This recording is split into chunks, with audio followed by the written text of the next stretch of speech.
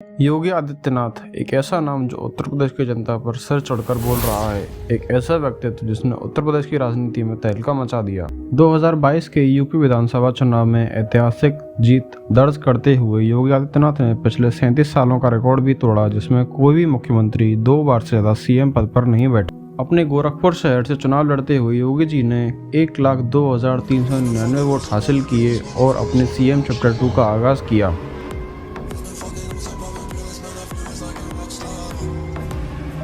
एक पॉलिटिशियन होने के साथ साथ योगी जी गोरखनाथ मंदिर के महंत भी हैं और उनके पास सबसे कम उम्र का सांसद बनने का रिकॉर्ड भी है। दोस्तों, योगी जी का जन्म 5 जून 1972 को उत्तराखंड के पौड़ी गढ़वाल जिले के पंचूर गांव में एक क्षत्रिय परिवार में हुआ। इनके पिता आनंद सिंह बिष्ट एक फॉरेस्ट रेंजर थे और इनकी माता सावित्री देवी एक गृहिणी हैं। योगी जी के परिवार में उनके साथ 3 बहन और 3 भाई हैं। योगी जी का असली नाम अजय सिंह बिष्ट है और उन्होंने अपनी प्रारंभिक शिक्षा पौड़ी गढ़वाल के प्राथमिक स्कूल से की और बाद में हेमवती नंदन बहुगुणा यूनिवर्सिटी से बीएससी मैथमेटिक्स में बैचलर्स डिग्री हासिल की। हालांकि उन्होंने एमएससी करने के लिए भी एडमिशन लिया था, पर राम मंदिर विवाद के कारण हो रहे आंदोलन के चलते उनका ध्यान पढ़ाई से हट गया और पढ़ाई बीच में ही छोड़ दी। मात्र 22 वर्ष की उम्र में योगी जी ने सांसारिक जीवन को त्याग कर संन्यास ले लिया और सन्यासी जीवन शुरू करने के लिए योगी जी ने महंत अवैधनाथ से मुलाकात की, जिसके बाद योगी जी ने उनका शिष्य बनने का निर्णय लिया और इस तरह उनका नाम अजय सिंह बिष्ट से योगी आदित्यनाथ हो गए। संन्यास जीवन ग्रहण करने के बाद योगी जी ने देश सेवा और समाज सेवा का संकल्प लिया, पर 12 सितंबर 2014 को महंत अवैधनाथ जी के निधन के बाद योगी आदित्यनाथ को गोरखनाथ मंदिर का महंत और पीठाधीश्वर बनाया गया। महंत अवैधनाथ जी प्रधान पुजारी होने के साथ साथ बीजेपी की तरफ से गोरखपुर से 4 बार सांसद रह चुके थे और साल 1998 में अवैधनाथ जी ने ही योगी आदित्यनाथ को लोकसभा चुनाव में गोरखपुर सीट से लड़ने के लिए प्रेरित किया था और इस तरह योगी जी ने अपना पहला ऑफिशियल चुनाव लड़ा और पॉलिटिक्स में कदम रखा और उसी साल चुनाव जीतकर 26 साल की उम्र में देश के सबसे कम उम्र के सांसद बने और साल 1998 से अब तक वे गोरखपुर सीट से लगातार सांसद रहे हैं। योगी जी को सबसे ज़्यादा पहचान उनके द्वारा बनाए गए साल 2002 में हिंदू युवा वाहिनी ग्रुप ने दिलाई।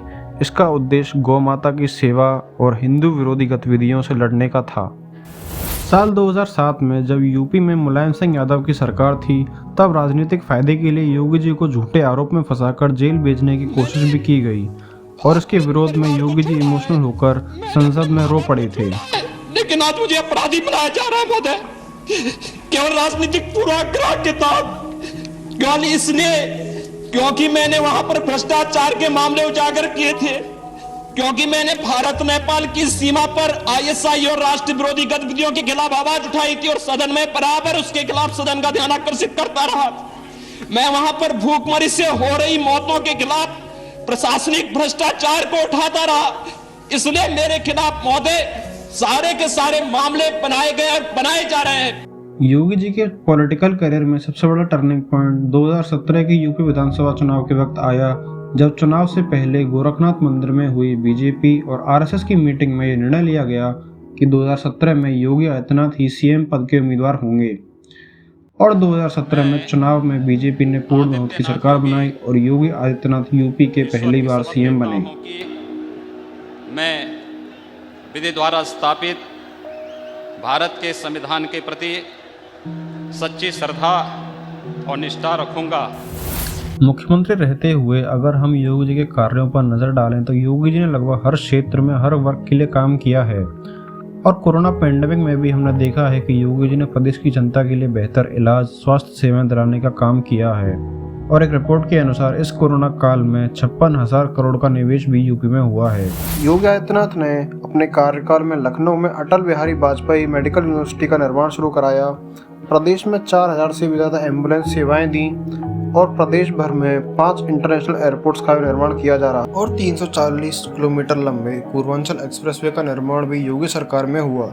नोएडा, लखनऊ, गाजियाबाद, कानपुर जैसे बड़े शहरों में भी मेट्रो सेवाएं उपलब्ध कराने का काम योगी सरकार ने किया। इसके साथ ही नोएडा में एशिया की सबसे बड़ी फिल्म सिटी बनने जा रही है और बेटी बचाओ बेटी पढ़ाओ जैसी योजनाओं में 1,80,00,000 से भी ज़्यादा बेटियों को लाभ मिला है।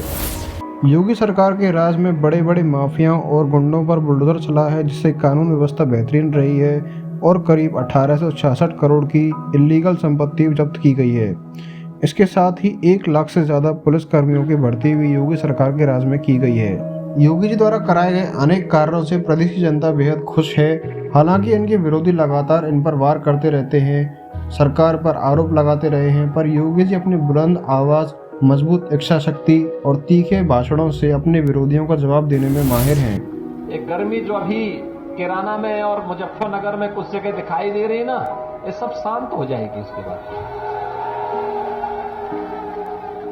क्योंकि गर्मी कैसे शांत होगी ये तो मैं मई और जून में भी इसको बहुत शिमला बना देता हूं।